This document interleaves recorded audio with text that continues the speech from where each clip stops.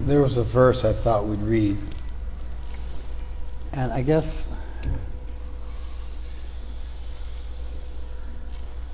maybe prior to looking at it, I think there's a couple of points worth considering. I think in many ways, when you look at the defining feature of a religion,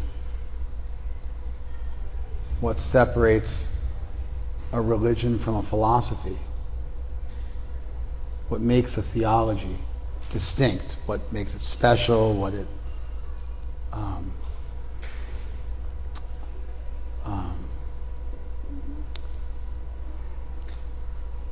what's unique and essential that nothing else in the world has, is that within a theology you get a conception of divinity. You get a concept of what the nature of God is.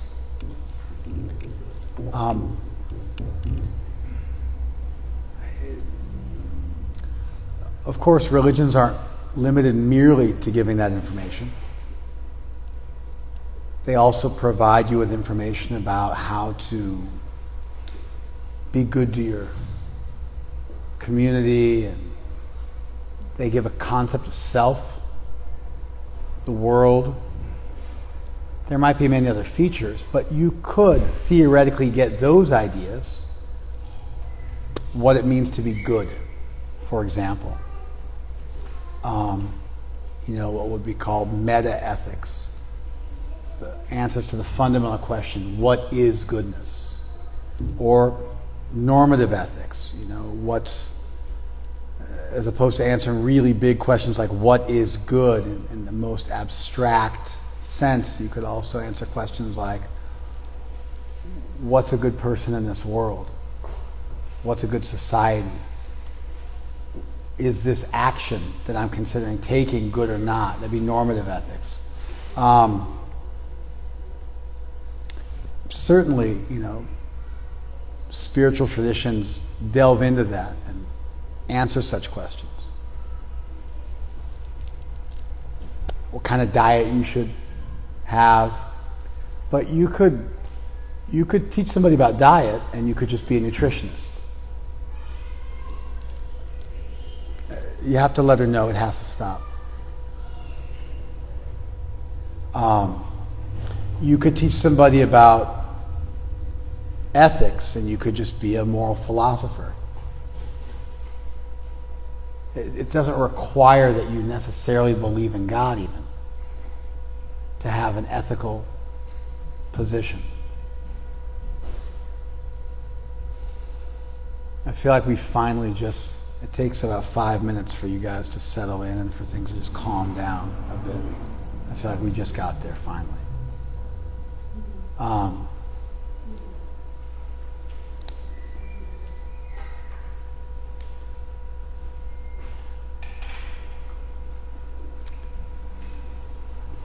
And then in terms of, what you should do for your career, how you should raise your children, what kind of crops you should grow, that kind of stuff shows up in religious texts. But it could also show up in a lot of other things. How to calculate time, astronomy, all sorts of other stuff. And not just knowledge of this world, but metaphysical knowledge. Metaphysical refers to anything beyond what the physical world can tell you, and anytime you make a value judgment, you're going beyond what the physical world can tell you. Like I could tell you, how tall this book stand is. 23 inches tall. Maybe 32 inches tall, something like that. But then, if we were to ask, is it a good height? Is it tall or short? if we want to ask that, that becomes a relative question, which is based on specifics of what you're trying to accomplish, and it involves you assigning some value to what the purpose of this book stand is, how it should be used, what's the right height, and so on and so forth. Anytime you make a value judgment on something, you're starting to segue into metaphysics, because you're going beyond what the mere measurements will tell you, and you're determining whether those measurements are sufficient, if they're right, if they're wrong, if they're good, if they're bad, and you're assigning value. Assigning value is called axiology. Whether is it beautiful or is it good? What would traditionally be the branches of aesthetics and ethics, combined together, those two branches are what has value. Can you come here?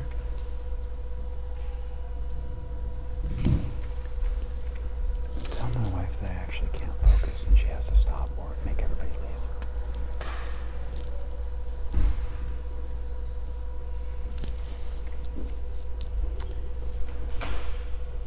So just to start again, I'm still just getting my bearings. Some of the noise and stuff makes it hard for me to think. Sometimes I feel like giving class, I'm supposed to be jumping up and down and juggling and also giving class, and I didn't prepare for that. I prepared to sit in a peaceful environment with an audience, not with people wandering in, not with kids screaming in the backyard. And it's tough for me to think through what I want to say with the distractions simultaneously occurring.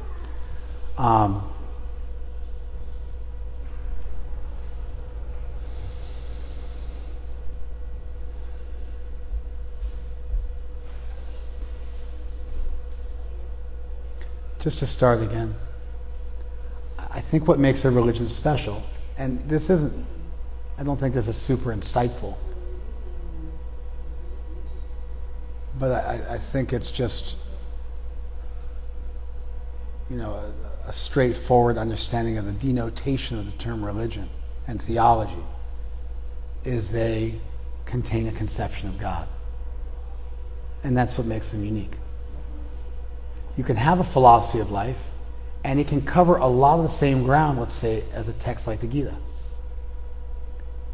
It can talk to you about ethics and what's good and what's right and what's beautiful and what's true and what should you do with your time and what should your career look like and how you should treat your children. It can talk about all those things without ever making mention of God. And in fact, the first several chapters of the Gita are largely, we'll call it pre-theistic, because eventually spirituality is going to come and theism is going to come. But in the beginning, Krishna's just giving good advice about duty. He's making arguments about duty, which, work and succeed even independent of whether you're a soul and especially whether or not there's a God.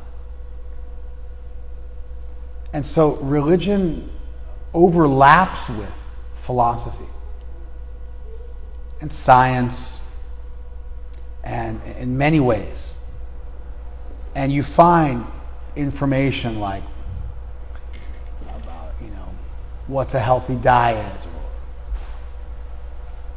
time to rise, how often to bathe. These things are always included, at least within the ritual portion of religious texts.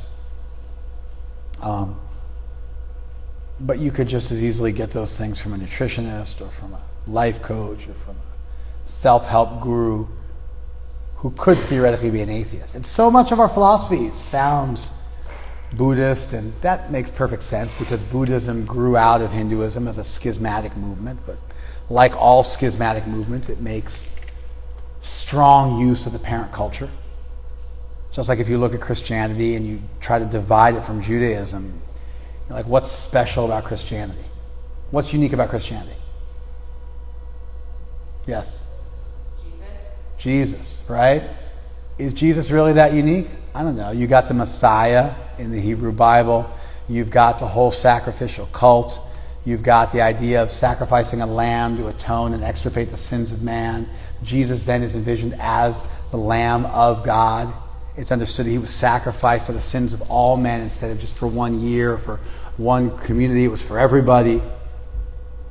In the same way that the blood of the animals in a kosher kosherization process is pleasing to God, the sacrifice of a life. So then Jesus' life was given.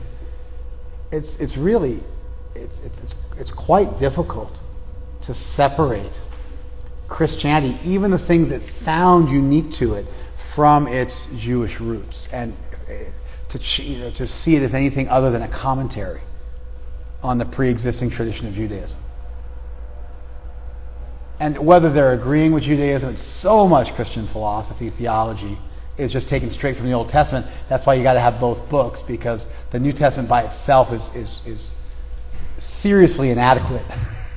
And so much, every time they lose, they can't figure something out, then they go back to the Hebrew Bible, because the Hebrew Bible represents a much longer living, I don't want to say more well thought out tradition, but let's say much more complete vision of the world. And so all the stuff against idol worship and this and that, the philosophy of that comes from Judaism. So much of our stuff sounds Buddhistic, and that's just because Buddhism is more popular. And so even though Hinduism came first, usually people's first familiarity is with Buddhism, and therefore we sound Buddhist, as opposed to what would be more chronologically accurate, that they sound Hindu. There's even a chapter in the Dhammapada, one of the core texts of Buddhism, called Who's a Brahmin? It's a critique of the rabbinical class by Buddha, that, we're the real priests, we're the real Brahmins, not you. And so even if you look at the early Buddhist writings, you find so much of it is an attempt to critique the parent culture and posit themselves as being better than what came before them. Which, of course, Christianity also does with Judaism. That's usually what happens with a schism. Their identity is about pointing out how they're different and better than and new and improved, but there's an unstated premise there that they're built on the foundation of the pre-existing tradition. And so everything they are is in contrast to, or pacing, or borrowing from. And you see that. And nobody ever mentions what they borrow, they just mention how they differ. So they might borrow 20 things, but they just want to focus on the 3 ways in which they're different. And that's kind of how schisms, get a share of the marketplace.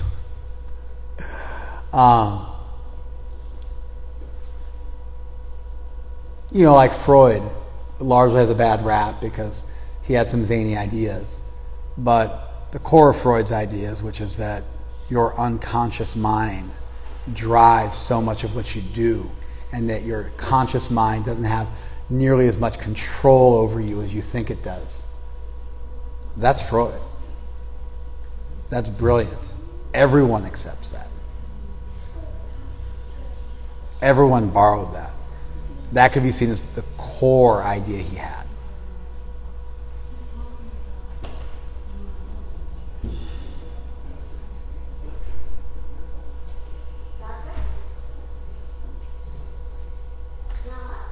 And so, a lot of times you critique what came before you, but you don't notice the things that you borrowed from what came before you.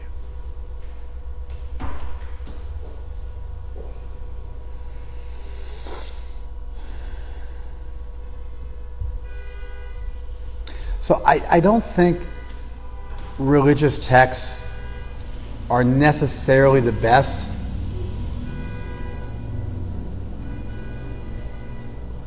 for teaching someone to have faith in God. Which might sound like a strange statement to make.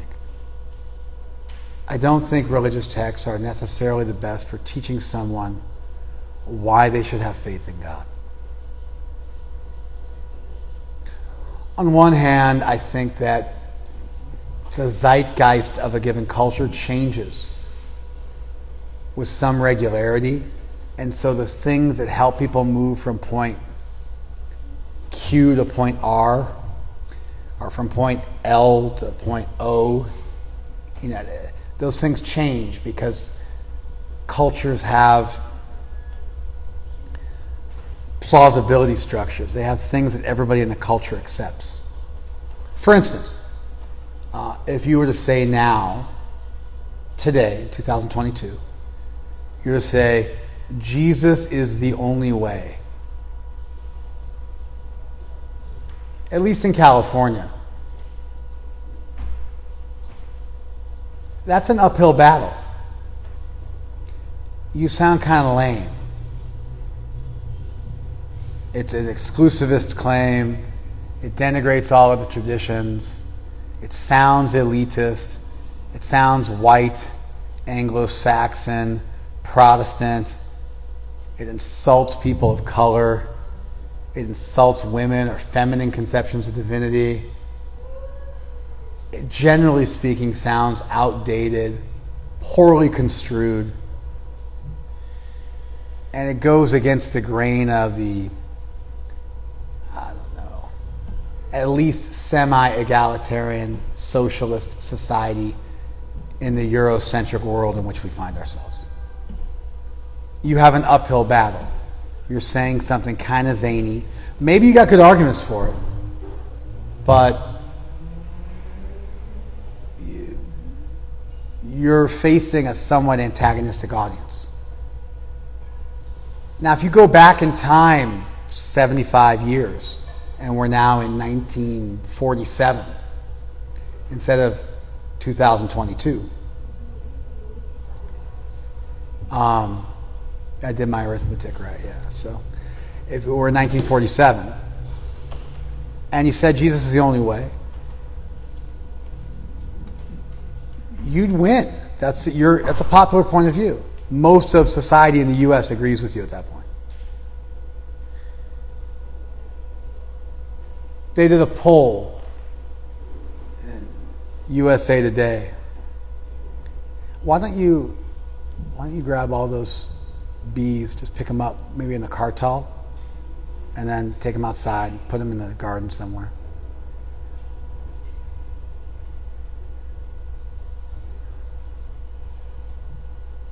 Use 2 cartels. Try not to cut them in half, though. It's like the ground is lava type situation here. Mahabala looks like he's trapped. There's a bee around him somewhere. Did you lose the one you found? You found another one. We're doing a little surgery here, guys.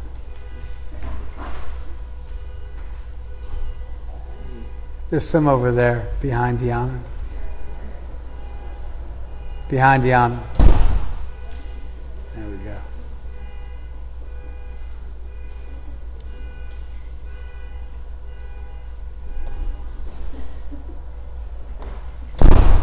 And then behind you also.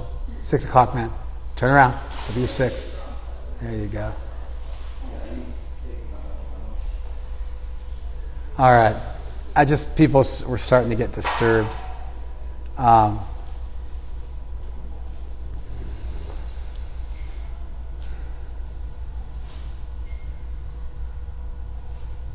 Thank you, Ishwar. Behind Mahabala there's a little group of them. And on that cushion too. All right. Thanks, guys. I don't think they're moving too fast. You don't have to shake the cup.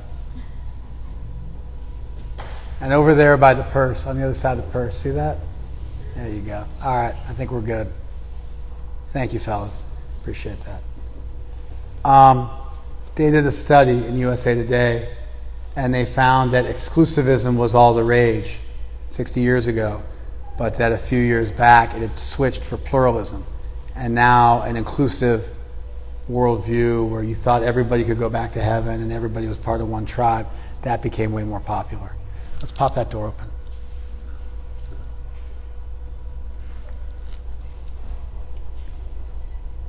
So I'm just going to start all over again because it's been a challenging day with you guys. I'm just going to start again. I'm going to say it real tight, real quick. What makes a religion unique is that it offers you a conception of divinity. Religions don't merely teach you a conception of divinity. They also tell you about lifestyle and parenting techniques and astronomy and gardening and what crops to grow and what kind of food to eat, and ideas about nutrition. And so they're in the book of Daniel in the Hebrew Bible. There's a thing where the Pharaoh's kids were eating meat and wine, and then Daniel's followers were eating a vegetarian diet, and they compared the health of the two groups over a period of time and saw that the vegetarian diet was healthier. So you get health arguments, and you get arguments about what's right and what you should do and what constitutes just causes for a war and all sorts of stuff. But you could find those things in secular books too, and so that's not what makes a religion unique. It's rather what makes a religion overlap with other fields of study. What makes a religion unique is that it offers you a conception of divinity. And when you look at a text like the Gita, so much of it sounds Buddhist, although we came first, so it really means Buddhist sound Hindu. And so much of it is different philosophical ideas that you could trace out from other philosophers as well. But what makes the Gita unique compared to those other philosophies is it has a conception of divinity, and that it shares with other religions, and no other thing besides a theology gives you a conception of divinity. In fact, that's what a theology means. It's a logos, it's a logi, it's a systematic study of theos, or divinity. That is what a theology is. And so it's a philosophy with God included. That's a theology.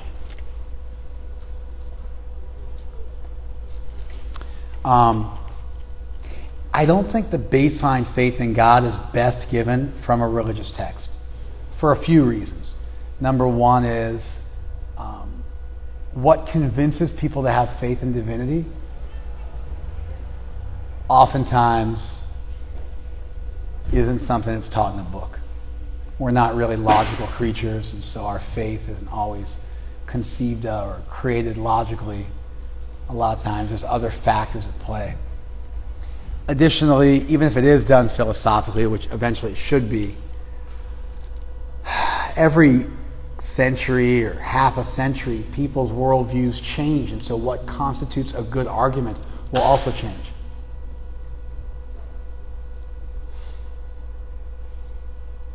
And so if you look at an old book, they're writing for a group of people who all had certain things in common about the way they viewed the world. And people nowadays don't necessarily have those things in common. They have a whole different worldview that they're operating from. Therefore, they need a different starting point for their line of argumentation.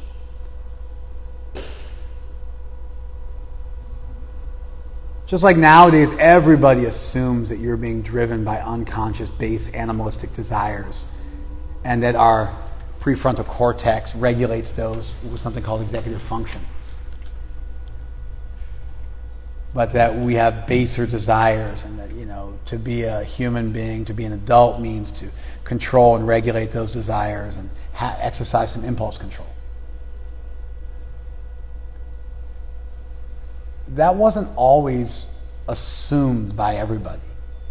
People had to argue for that. Freud had to argue for that. He wasn't the only one. It was a major contribution he made to the world, which has now taken over popular psychology to such an extent that you don't have to make that argument anymore. Everybody already kind of assumes it. Exclusivism was normal. If you said, I believe in many ways back to God, you were a weirdo and you had to sing for your supper. Nowadays, you say there's only one way to God. Now you're the weirdo and you have to make that argument. But it used to be you could just assume people believed that Jesus was the only way. And you could kind of denigrate other people.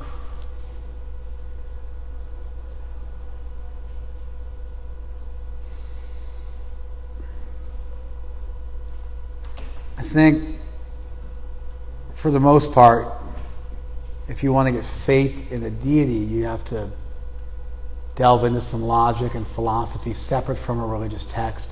Look at your own life, be introspective, consider things like the nature of suffering, the nature of consciousness, and reconcile those things. Look at the world in which you live and think about what the best argument for the cause of the world is. And of course, now we live in a world made up of quanta, made up of neutrinos, which then make protons, neutrons, and electrons, which make molecules, which make stuff. A few hundred years ago, we didn't live in that world anymore. We lived in a world with air, water, fire, air, and space.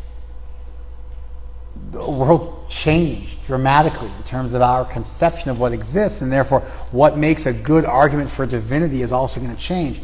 If you get a really good religion, if you get a really good philosophy, if you get a really good argument for the existence of divinity, then you can update it.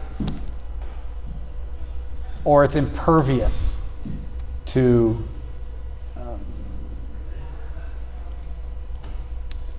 scientific progress.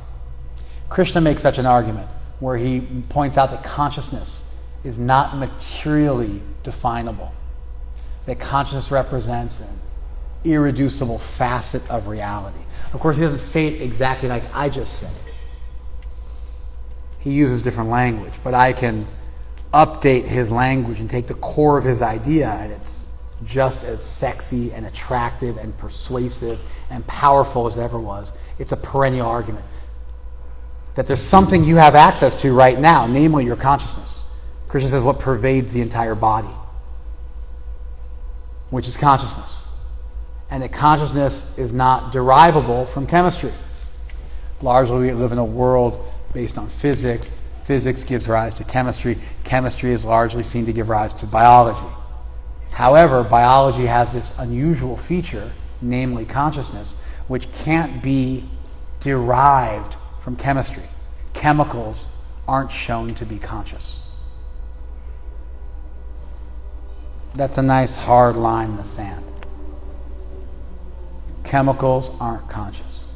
Therefore, if you want to say consciousness is derivative of chemical states, then the burden of proof is on you. Because when I look at chemicals, I don't see them conscious in any iteration.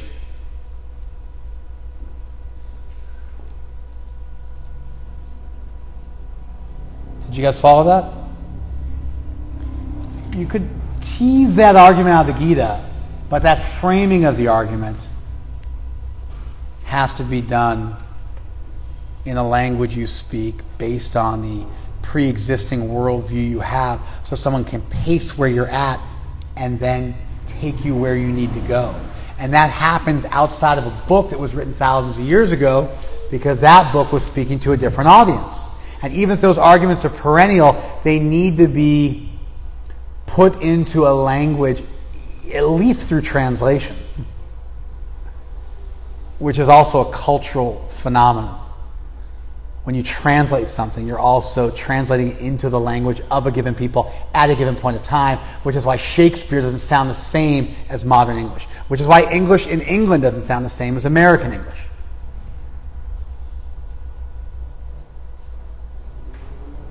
For instance, what's the term for a black person in Portuguese?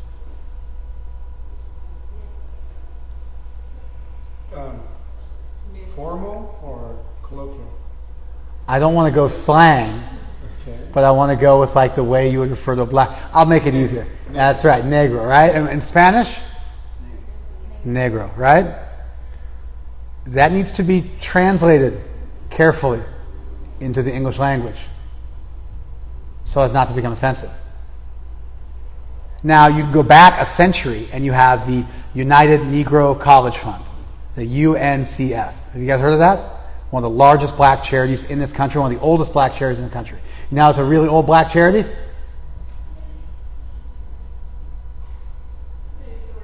Because the term Negro is in the United Negro College Fund. You also have the National Association for the Advancement of Colored People, the NAACP. That's an even older charity. It's an even older nonprofit. How do you know it's an even older nonprofit? Because it used the standard term. This is a charity by black Americans, for black Americans, but they use a standard term. You follow? Those terms are no longer popular. In England, colored is considered to be the appropriate term to use for a black person. If you call them black, it's offensive. You jump across the pond, all of a sudden you got to switch the way you speak. You go down across the border, and all of a sudden Negro works. You come across the border this way, it doesn't work. Things change. Language changes. That's cultural. And so just to take a Sanskrit text and put it into English, there's a whole bunch of cultural nuance that goes into that. What to speak of when you tailor it for an audience and you make arguments make sense by using analogies and examples and illustrations that will be compelling to someone and will help them to be persuaded to accept a point of view. That stuff changes. So in many ways, the generation of faith takes place outside of reading a religious text. The generation of faith takes place outside of the reading of a text. It comes from talking to faithful people, having them sing for their supper, having them convince you of what they're trying to teach, and you finding it compelling. And it means they speak your language, they pace your language, and they take you somewhere you haven't gone. They challenge you. They have logical and persuasive and rhetorical positions that are compelling, that are strategic, that are tailor-made ultimately for you.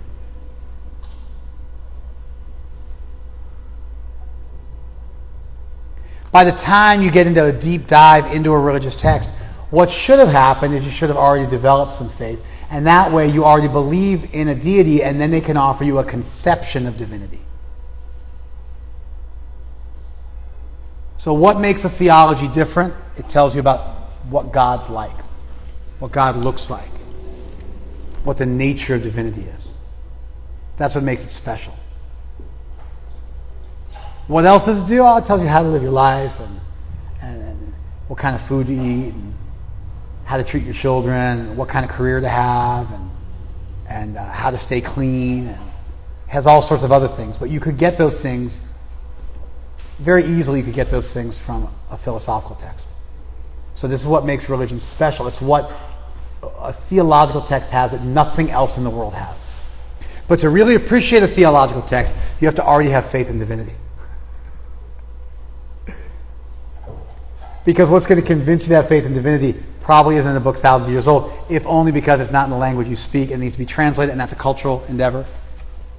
Because arguments have to be updated, because they have to be culturized, because they have to be put into language with examples and illustrations that you'll find compelling.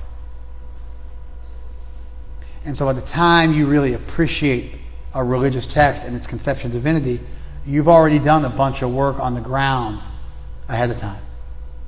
And usually that work comes from talking to people. Sometimes you might find a compelling argument in the book. But even if it's been translated, somebody, an expert translator, took an old idea and put old wine in a new bottle and put brilliant ideas into a language you could appreciate. You ever try to read a King James Bible? Or Shakespeare? You need a book. You need another book to help you read that book. And the proof of that is that they have books that are written precisely for people who speak modern English so they can understand those books. And when you take a college course, part of what they do is they teach you how to read that old language and what's being said.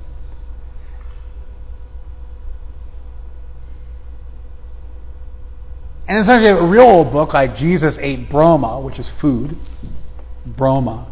But then when they translated it in 1611, King James translated it was Jesus ate meat. But the word for meat in Greek is kreos. The word for food is broma. It's where you get words like creatine from. And so the word kreos is never used in relation to Jesus. But if you look at a standard English menu from the 17th century, like an 11-course English menu, 10 of the 11 courses are meat. It's like a little fish and some fowl and some this and some that. And then I looked at the 11-course meal, and 10 of the courses were meat, and one of them was blanched almonds.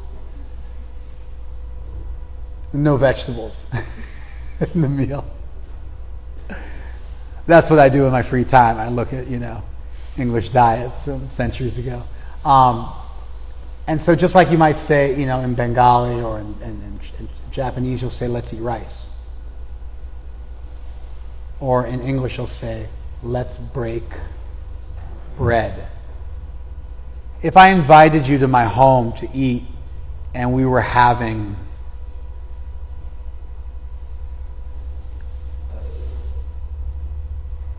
salad and quinoa and some other ancient grains, super grains, and some vegetables, and dessert, that we sat down at the table and I said, let's break bread.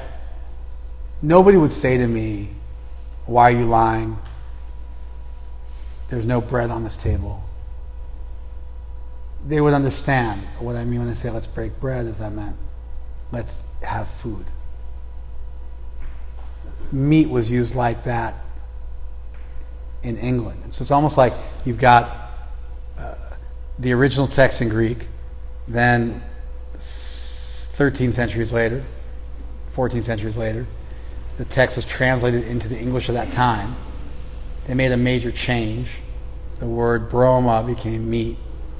And nowadays, if you read a slick Bible that was written in the modern day by scholars who went back to the original Greek, then they'll change it back to food. And so that's a whole other thing that happens. There's an incredible nuance that takes place in translation work. What to speak of when you do a living translation, and you do stuff like entre en la espada y la pared. You have the same saying in Portuguese? No. But you know what it means. I know what it means in Spanish. In Portuguese, I don't think we have such an expression. You're between the sword and the wall. La espada means the sword, la pared means the wall. You enter, entre, and you enter into, in between, la espada y la pared. But in English, that doesn't make any sense. If you were to translate that literally, it wouldn't make sense. So you got to update it into the language you're speaking. It becomes, I'm between a rock and a hard place. The rock occupies the place of the wall, and the hard place occupies the place of the sword. So by the time you get into really appreciating the theology of a religious text, you should have already been convinced of divinity, because I can't be telling you about the nature of God while I'm trying to convince you that God exists. Like if I'm trying to tell you about the girl I want you to date because I set you up on a blind date, I can't be trying to convince you that she exists while simultaneously telling you about what she's like. Those are really two separate conversations. And if you're reading a conception of divinity, looking for faith, you're in a tight spot. You're in a tight spot. What you really want to do is you want to establish faith in divinity, good reasons for the existence of God, a good reason to believe in a higher power. And then once that's done and set up, then you can start talking about the nature of what that deity would look like.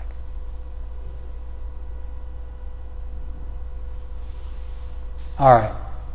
So now that we've done that, now that we've discussed that, I want to read a text from the Gita, which will hopefully make more sense now. And just to recap what I said again, is that what makes a theology special and unique is that it tells you something about the nature of God. Arguments for the existence of God really have to take place ahead of time, and all the other stuff in a religion is stuff that overlaps with philosophy and lifestyle choices, and ethics, things like that. Science. But where a religion really soars and does something unique and special is when it talks about the nature of divinity. And we have such a text here. And this text should not be seen as giving you faith in divinity. Rather, it should augment and extend and grow your faith once you've already reached a basic platform of believing in God.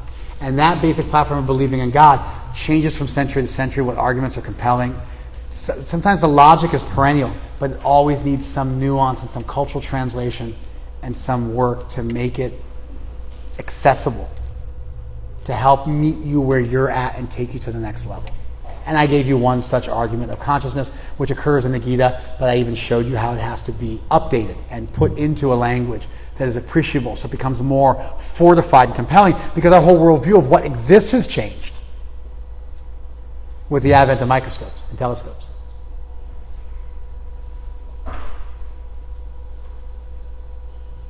And if you don't tidy up the arguments, then people get spun out on the details of the arguments and they miss the core.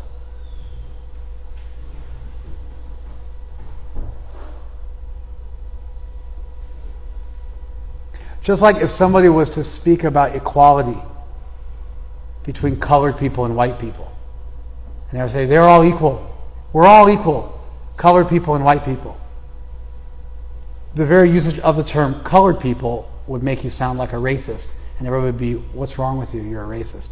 And the argument, even if you're making the right argument, if you don't speak in the right language, your argument is lost. Do you guys follow that? All right. Here's the verse. Bhoktaram yagya tapasam. Now, we'll start with the last line first. Gyatva mam. Having known me to be. Having known me to be. When one has known me to be, Bhoktaram yagya tapasam. Yagya tapasam is a compound. It means of austerities and of sacrifices. Bhoktaram. Bhoktaram means the enjoyer. When one has known me to be, gyatva as past participle, it indicates that you already have accomplished this. When one has crossed through this threshold and has known me to be or knows me to be where I am known to be. So it means it's already occurred. And again, this very nicely fits together with the argument I made that there has to be certain things that acquire before you encounter a conception of divinity, namely that you believe in divinity and the higher power. And now we can start to think about what kind of higher power do we believe in. And that's where a theology can really sing. And where in many ways you don't have to update it. The ideas are, in many ways, in their oldest iteration, in their original language, the most beautiful. You've now gone past the stuff that has to be made culturally appreciable for you, and you can really walk back in time thousands of years and stand on the top of a mountain with old sages and see what they saw. Having known me to be, having passed through the threshold of believing in divinity, and now knowing me to be, Bhoktaram, the enjoyer of yagya tapasam, of all sacrifices, religious rituals, and personal austerities. So tapasam means the personal religious observances that you follow. Like we're all vegan. That would be a tapas. Or sober. We're sober. That would be a tapas. And then the yagya, the arti, or mass, or the transubstantiation and the Eucharist, laying of hands, singing, whatever the observances are of the particular culture you're a part of. Knowing me to be the enjoyer of all that. Sarvaloka Maheshwaram. Sarvaloka Maheshwaram is another compound. It means knowing me to be the great Lord of all the worlds. Sarvaloka means all the worlds, the universe. Maheshwar means the great Lord. Knowing me to be the great Lord of the universe. Even there, Sarvalok, of all places, it translates best into English as the universe. Suhridam. Suhridam. Sarvabhutanam. Sarvabhutanam, again, is another compound. It means of all people. Suhridam, the well-wishing friend. The well-wishing friend of everyone. Knowing me, having known me to be the enjoyer of all ritual and all personal austerities. Having known me to be the great Lord of the universe. Having known me to be the best friend of all living entities. Shantim Richiti. You achieve peace. You achieve peace. And I want to look at this verse in considerable detail. So there's three conditionals. Having known me to be A, B, and C, then there's the result. So if, then the result is you attain peace. And Prabhupada called this verse the peace formula. And he had the devotees print this out on mimeographs. That's pre-Xerox copies. It's an early version of a Xerox copy that you would print it. It would be in this greenish ink, the mimeograph machine. And he had devotees print this verse on paper, and they called it the peace formula. and they went to the United Nations during the Vietnam War, and they passed it out and said, we have the peace formula. We are the solution to the war in Vietnam, which was a really big deal at that, in the late 60s in the U.S. The Vietnam War was a huge deal, segueing into the early 70s, and protests against the Vietnam War reached a fever pitch, and devotees from our tradition went out with this verse in the Gita, printed on mimeograph sheets, and passed out to people and called the peace formula, which of course is our way of trying to be culturally relevant and keep up with the times. And so that, again, was a way in which we took old wine and put it in a new bottle so people would be able to appreciate the timeless teachings that we were trying to make compelling for them. And I could imagine, I was an anti-war protester at a certain point in my life. I could imagine if I read this, I would have been disappointed because I was looking for some peace formula for how to, force the government to exit the first Gulf War. And then what I got instead was theology. And so I would have felt changed up, and like they threw me for a loop.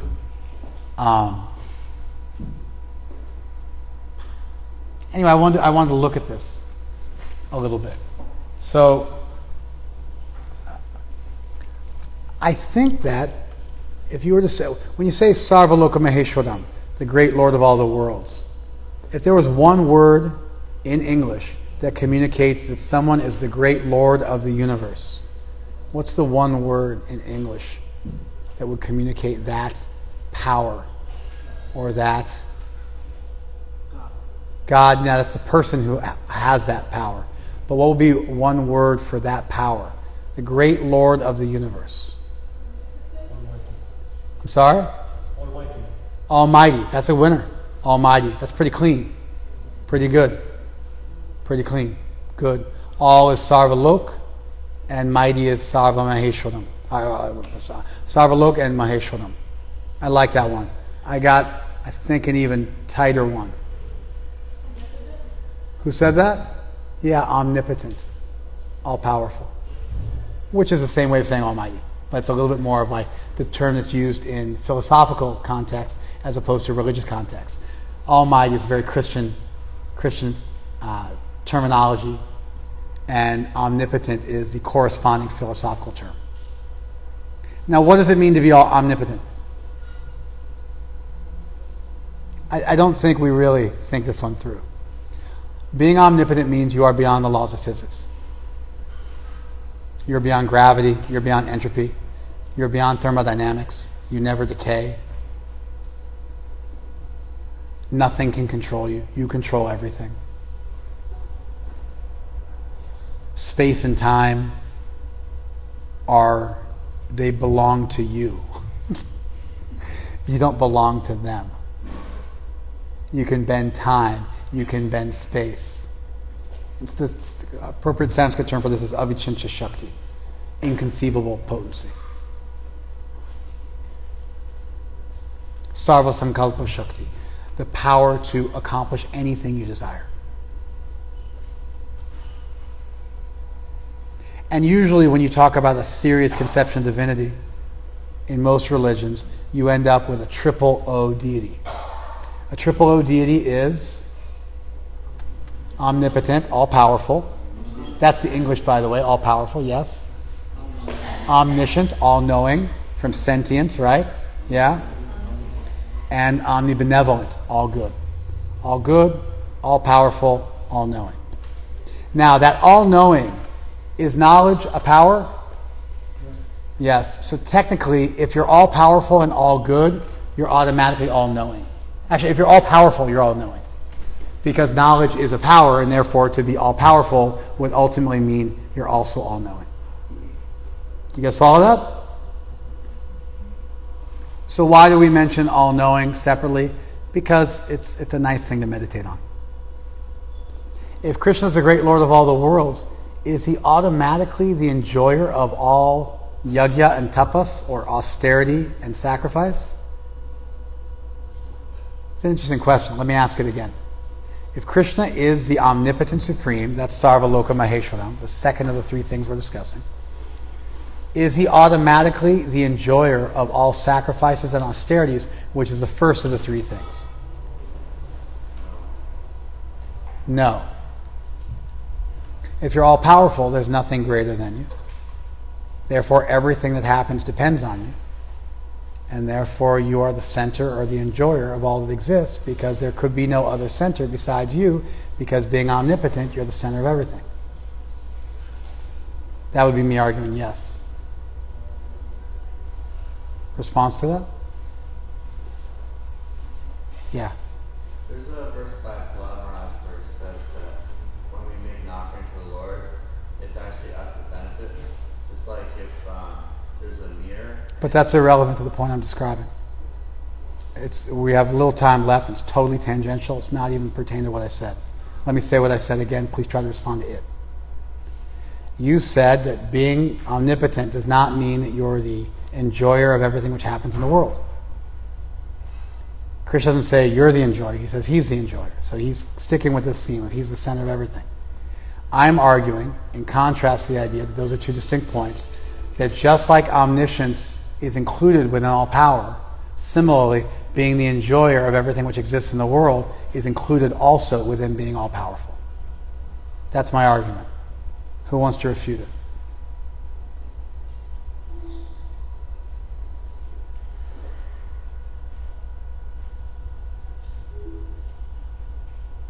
Nobody? Yeah. I would say that to enjoy the worship and veneration and sacrifice that somebody were to give you, there has to be some sort of love taking place, some sort of relationship happening, more than just. Let's go with that. Let's run with that. We don't have to get deep into this, and this might go outside of some of your guys' ability to follow, but I wanted to give you guys an idea of what happens when you take a religious text seriously and you start to think about what it says. This is the kind of stuff that people do and spend lifetimes doing. They meditate on and think about the nature of a sacred text and the conception of divinity. So his argument is, being all powerful doesn't mean that I'm relating to you, because I could be all powerful and evil, in which case I wouldn't necessarily accept the worship, or it wouldn't be healthy to worship me. And so you have to be both all powerful and good, in which case we don't need the first point because it's included within the second and third point. Chris says it's all good in the third point. Suhridam Sarvabhutanam, I'm the best friend of all living entities. That's saying I'm all good. Sarvalokam I'm the great Lord of all the worlds, the almighty Lord of all the worlds. And so that would indicate omnipotence, in which case I'm the master and enjoyer of all sacrifices would be redundant. Did you follow that? Rupanugaji, what's your response to this? What is the meaning Shri Panchatattva? I know everybody is made all five Panchatattva. Huh? But I want to know the second name of God is Shri Panchatattva. That is the name of Panchatattva. Good question. But I have to finish what I'm saying because I'm on a clock. I'll tell you afterwards, okay? Thank you so much. Thank you. Rupanugaji, what do you say? I'm not sure if it's consistent with what you are expecting or what is being said, but I could be enjoying things without power. Explain to me what you mean. Help me. But all of us are enjoying things in our own form. Right? That doesn't mean that we are all powerful. To be the enjoyer of everything which is ever done in a religious performance would require omnipotence, because you'd have to be the enjoyer in all circumstances, in every corner of the universe for all time. Only an omnipotent being could be that. Do you follow that? So just like you have some power, but you're not all powerful. So Krishna here is saying, I'm the enjoyer of everything. Everything is centered around me. All of your attempts to know divinity are actually directed towards me. If we take it that Krishna's all powerful and all good, does that automatically include the first point? I think it probably does. So then why would it be included as a separate point? Same reason why we include omniscience as a third feature of God, even though it's not strictly required, because it's an important point to meditate on. Because you could say, I'm all good and I'm all powerful, but somebody might not do the math. And then you can say to them, therefore, whatever you're doing is ultimately directed towards Krishna. Like George Harrison said, everyone's looking for Krishna. He made this point. He wrote an introduction for one of our books, and he wrote, everyone's looking for Krishna. They might not know it, but they are. Krishna's the all-attractive one. Similarly, all the things you're doing, trying to pursue transcendence, trying to go beyond your body, trying to connect with divinity. This verse is saying, when you realize that that's all towards me. And although you might be able to do the math that 2 plus 3 equals 5, there is sometimes a value in adding the things up on behalf of the other person. So instead of saying 2 plus 3, you'll say 2 plus 3, which equals 5. And so Krishna gives you the conclusion, which is that all the things you're doing in life are actually geared towards me. Why? Because I'm all good and all powerful. Did you guys follow this? This is me looking at the verse and trying to see how these are 3 important things. And the way I read it is, the first one is the most immediately appreciable for you. That everything you're doing in your life, everything you've been doing, all the prayers you made as a child, everything you were looking for, you were ultimately looking for an all-good, all-powerful God. And why is it everything was looking for Krishna? Because Krishna is all good and all-powerful.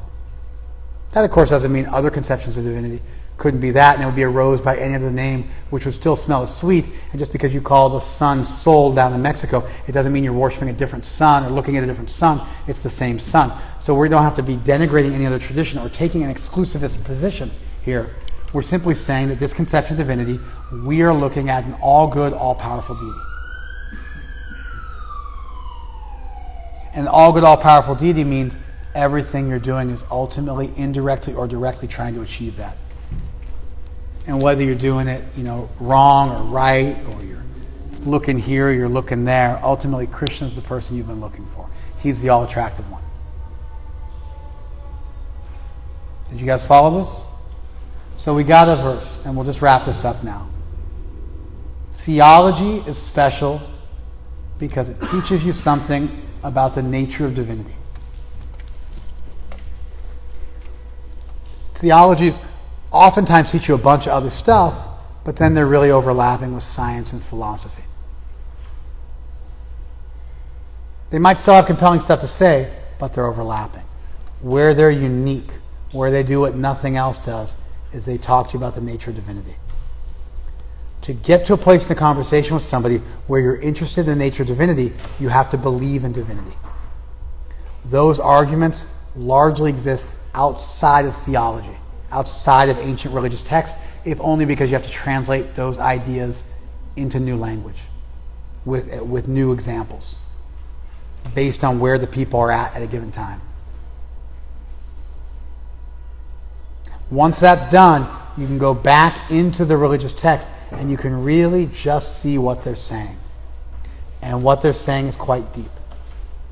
Krishna starts off by saying, everything you've been looking for is me. Everything you've been doing has been leading you to me. Like in that romance movie, when you see that the girl and the guy were just friends, and she was dating all the wrong people, and he was dating all the wrong people, and then at some point, and the plumbing's all broken, which is always a metaphor for problems with love being water, and all of a sudden it rains, they get caught in the rain together, and then they look at each other and they realize, it's always been you, you had me at hello. You get that moment in the movie? That's Krishna. That's communicated by the first statement. And then the backbone of that is because Krishna is all-powerful, and not just all-powerful, because you could be all-powerful and evil. That doesn't work. You got to be all-powerful and all-good. Those two things together. An all-powerful deity who's not all-good is dangerous and creates fear. An all-good deity who's not all-powerful can't really help you. An all-good and all-powerful deity gives you peace.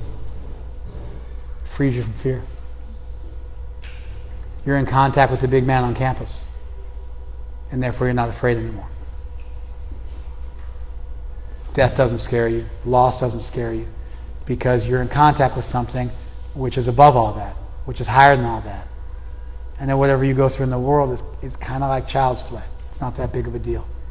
And therefore, having known that Krishna exists and understanding Krishna in this specific way results in somebody experiencing an otherworldly peace. A peace which nothing else in the world can give. Just like theology tackles questions that no other discipline tackles, similarly, theology gives results and fruits that nothing else in the world gives. Namely, it gives you full peace in every circumstance. In every circumstance. You've solved the riddle of life such that time can't hurt you. Loss can't hurt you. You got to a stable place. You got to the shore of the ocean. You got to an anchor point, and nothing can take you off of that. You may not be there yet.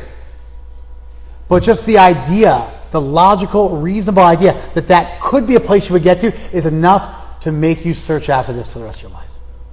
If you actually reflect on this principle, that there's one thing you can get, there's a place you can go, there's someone you can see, there's someone you can touch, there's someone you can feel, there's something you can experience, there's something you can know. And the result of that is that you'll never be afraid again. Like I used to have a hard time sleeping at night. Sometimes when I was 17, 18 years old, I try and go to sleep at night and have like a million thoughts going through my head. That doesn't happen to me anymore. I chant japa for 2 hours a day for the last 35 years. I can turn my mind off. I can just go to sleep. I fall asleep in a minute. If it takes me 2 minutes to fall asleep, it's like a really bad day. Usually it takes me 15 seconds to fall asleep. A minute is like, there's a lot of stuff going on. And 2 minutes is like it's like daytime outside. It's like, and there's cars driving by. It might take me 2 minutes. I got to a place in my life where I can turn my mind off, turn my thoughts off. I'm not special, but I've been doing 2 hours of meditation for 35 straight years, 7 days a week, and you get something out of it. This, what do you get out of this? Something even bigger. You're unafraid. Old age doesn't crush you. Death doesn't crush you. Loss doesn't crush you. Reversal doesn't crush you. Betrayal doesn't crush you. This is what's unique about religion. There's a lot of awful religion out there. We're not one of them. We're one of the good ones. There could be some even better ones out there. I don't know. I haven't found them yet. That's why I'm still here. I'm on the lookout, though. So if you guys find something better, let me know. I'll check it out. But I'm a pretty expensive date. Been honing my mind and my intellect for the last 35 years as I look at things with some real critical thought. But now that I believe in divinity, now that I've understood what's special about religion, now I can look at a text like this and it's infinite. It's so simple.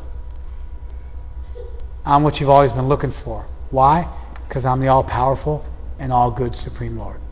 And if you understand just that, just those 3 points, or even those 2 points, and then you do the math, the result is you'll always be peaceful.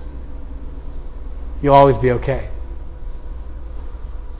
That potential does not exist with any other field of human endeavor.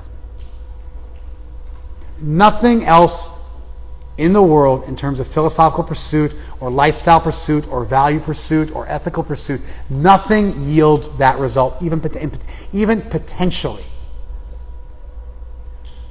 Only a theology that posits an omnipotent, omniscient, omnibenevolent Supreme Lord can actually give full refuge and shelter to the soul for all time, including this lifetime. Just the hypothesis alone. Imagine if somebody said to you, hey, it's not 100%, but there's like a 25% chance you could discover the cure for all cancer, the fountain of youth, the universal solvent, right? The Rosetta Stone, the touchstone. Everything turns to gold or diamond. The universal solvent that can, disintegrate everything. The fountain of youth, which these are the things the alchemists were looking after, in the Middle East, in Europe. in Egypt, in the East. These are the things alchemists have been looking after for thousands of years. The universal solvent, the touchstone, the fountain of youth, the Rosetta Stone. Imagine somebody said you can discover all of that, but you just got to spend the rest of your life looking for it. And the cure for cancer. The panacea, the cure for all diseases, which is really what the fountain of youth is. Imagine somebody told you that. Just that potential should result in a lifetime of dedication. If you've got a good enough hypothesis, it makes enough sense that there's a good chance that could happen. That's theology. Not just ours, any good theology. And you look at ours, and it's like, if you look at modern Western thought, and you look at real sophisticated religion these days with an omnipotent, omnibenevolent, omniscient deity, and you think about that and how tight that is, and how it follows the MISI principle, mutually exclusive, comprehensively exhaustive, that every possible thing you'd ever want to know about God is included within the simple two terms that I am the omnipotent and I'm omnibenevolent. Everything you'd ever want to know about divinity is included within those two terms, and they're right here. And their conclusion is here in a particularly elegant way, and therefore on what you've always been looking for. This is beautiful. This is poetic. This is inspiring. To really appreciate, you have to already believe in divinity. But if you do, this stuff brings tears to your eyes. This stuff steals your heart. This stuff inspires you, and it makes you dedicate yourself, and it makes you say to yourself, I'm gonna spend the rest of my life doing this. I read this verse 35 years ago when I was 16, so it's 34 and a half years ago I read this verse. I was stunned by it then. I'm more stunned by it now. My appreciation for this verse grows day by day for the last 34 years.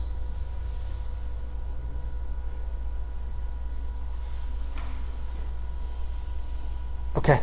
Thank you so very much. Let's do a little here time.